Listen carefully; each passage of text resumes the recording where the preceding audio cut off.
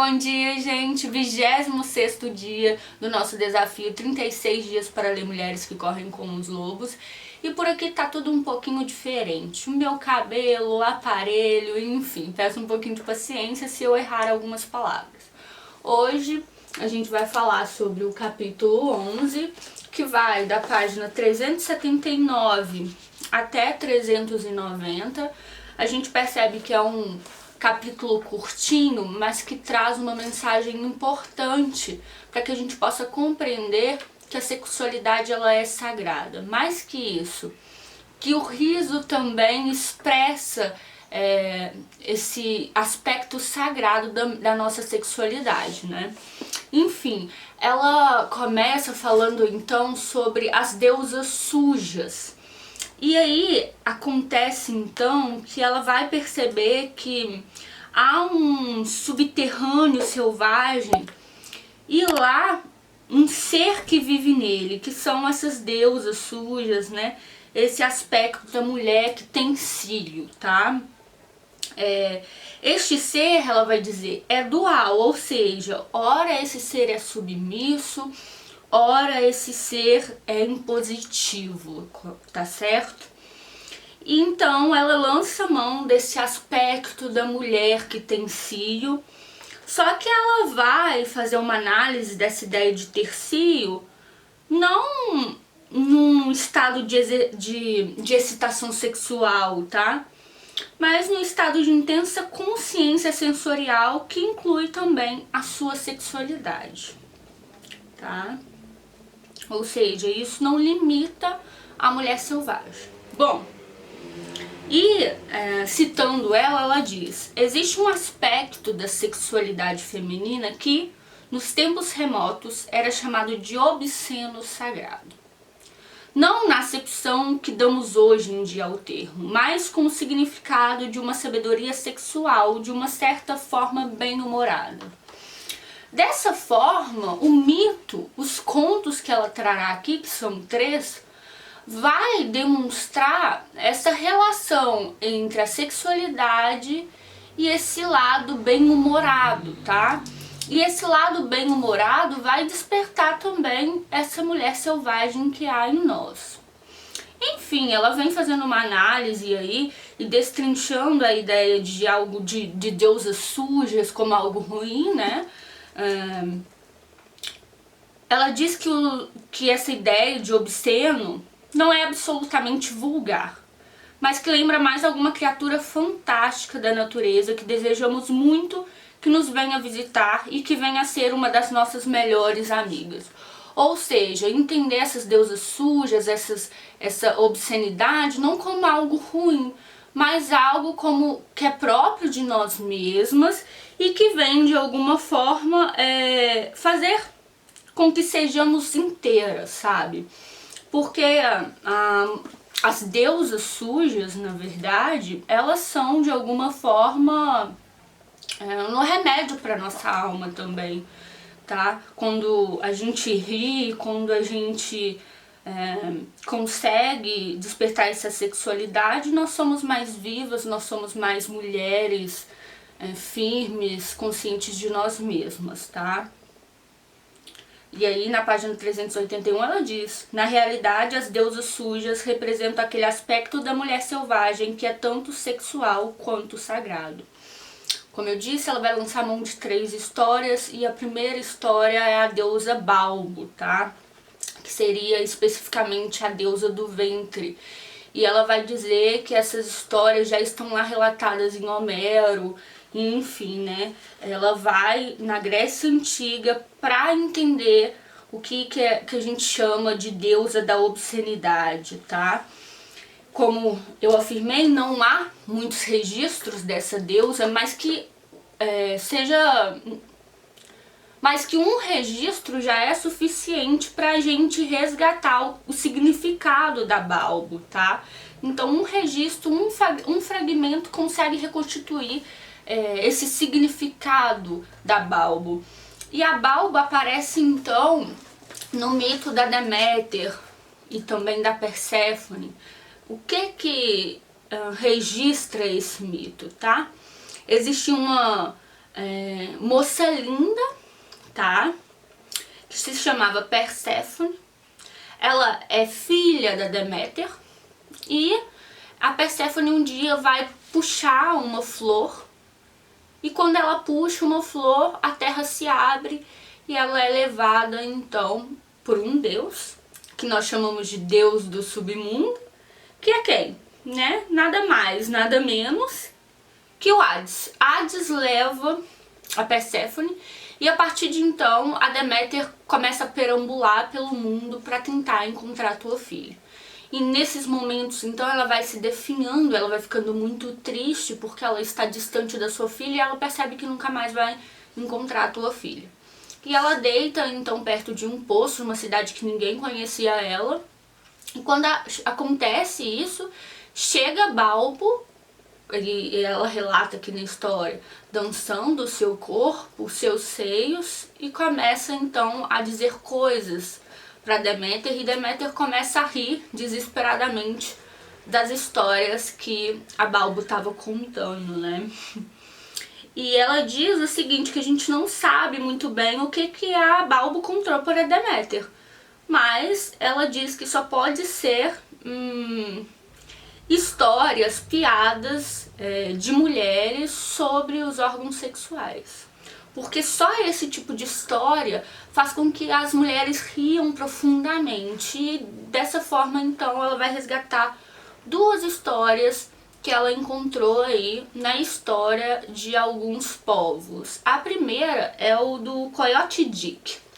E ela até explica que Dick aqui também é um termo vulgar para designar o pênis, tá?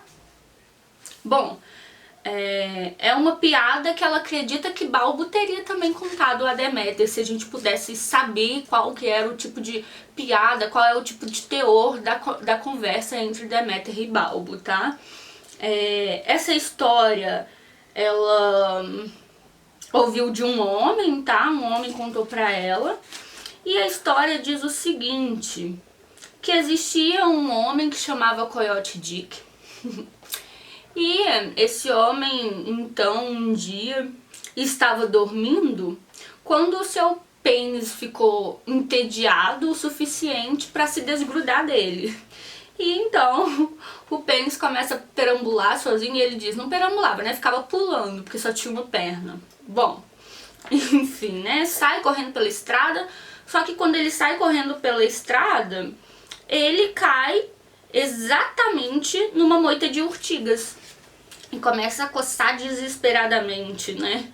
Gritando socorro, enfim. Aí o coiote Dick, ele acorda, percebe que tá, né, sem o seu pênis e vai até então a estrada e percebe que o seu pênis aventureiro estava ali no meio das urtigas. Foi quando ele pegou esse pênis e colocou e devolveu ao seu lugar de origem. Enfim, né?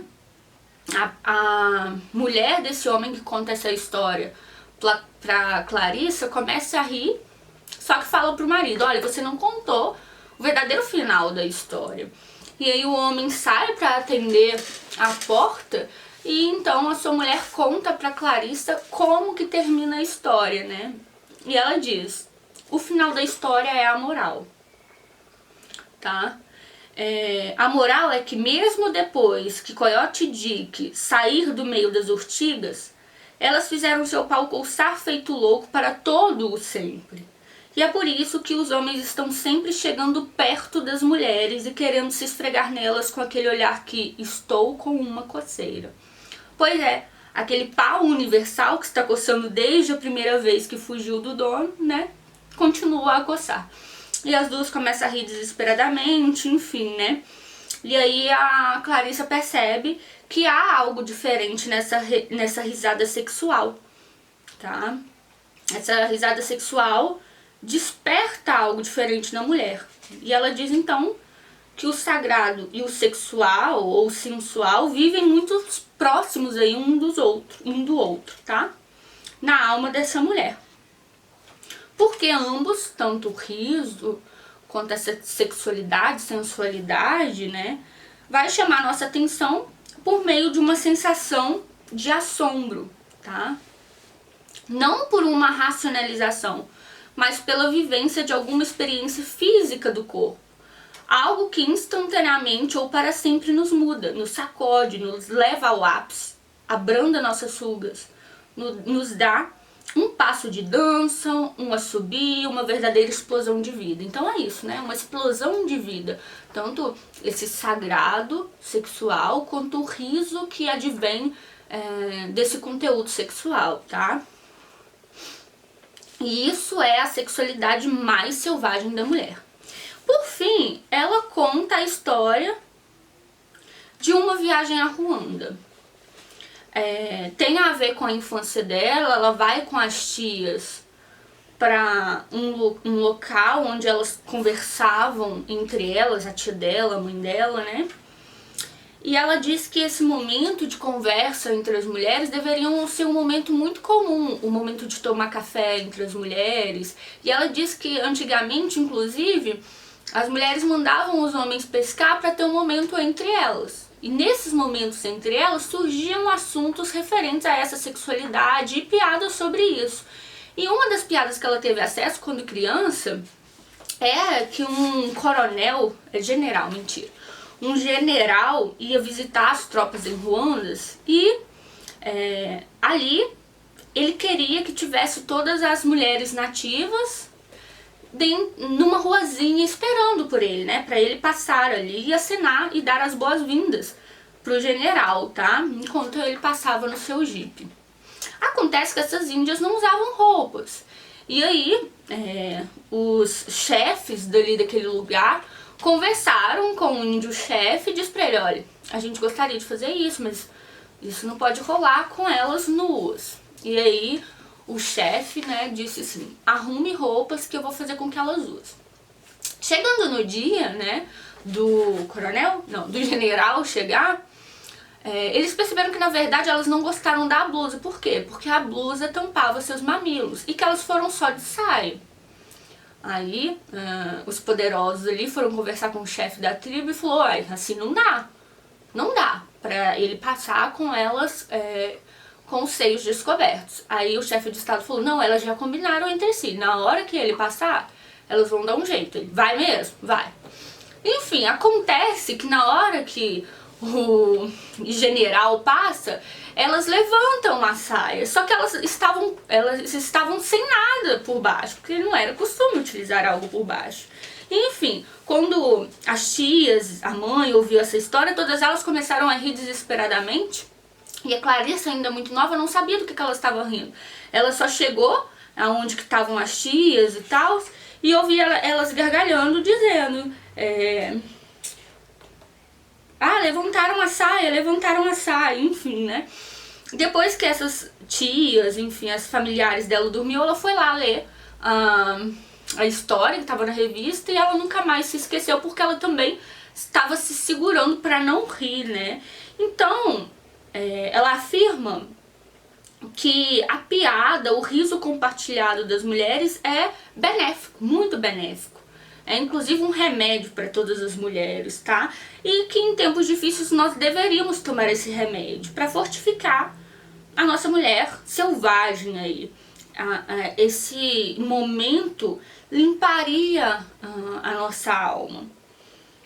Isso, ao mesmo tempo, ela é suja, mas não suja como a gente compreende num sentido ruim.